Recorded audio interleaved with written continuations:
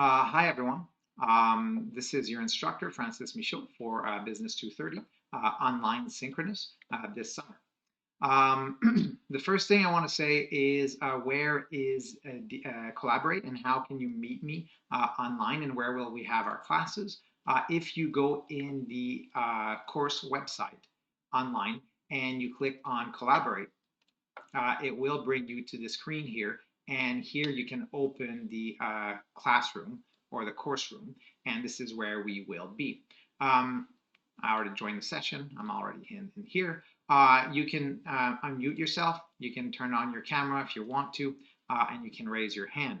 You can also, on the right-hand side here, you can also chat if you want. You can say things, so on and so forth. Okay, so that's it for Collaborate. Next, you have my information here if you ever need to reach me.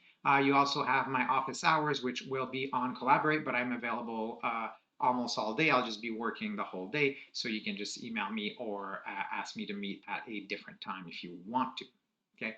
One thing I do want to say, and that you'll notice later, is the way I build the class is we meet twice a week on Collaborate to do questions or talk together, things like that. The other 2 classes per week, I'm not actually going to teach. I'm going to ask you to watch video, but I will be available in the Collaborate room to answer your question. So I actually have 4 more office hours than this.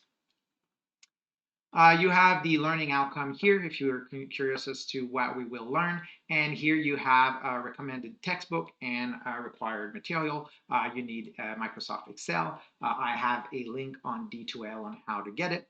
And also you have a recommended text here. I still have this old version because it used to be Biz 230 and 231 together. If you can get your hands on it, it's a really good version. I really recommend trying to get that because it's good for your 2 business classes.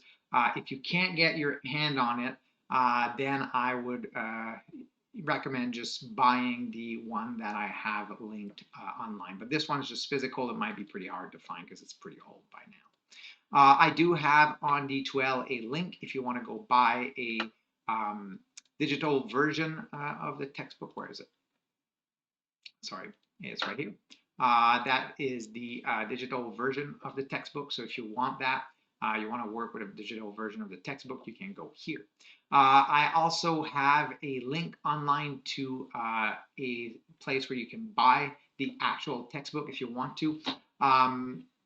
You can also buy it at the bookstore if you prefer. And I also have a OpenStax textbook, which is just basically a free textbook that you can use if you want, if you prefer. It's free, so obviously it's cheaper. The disadvantage of the free textbook is there's often a bit less practice questions. So if you're a student and maybe less of a good solution to it. So if you're a student who really likes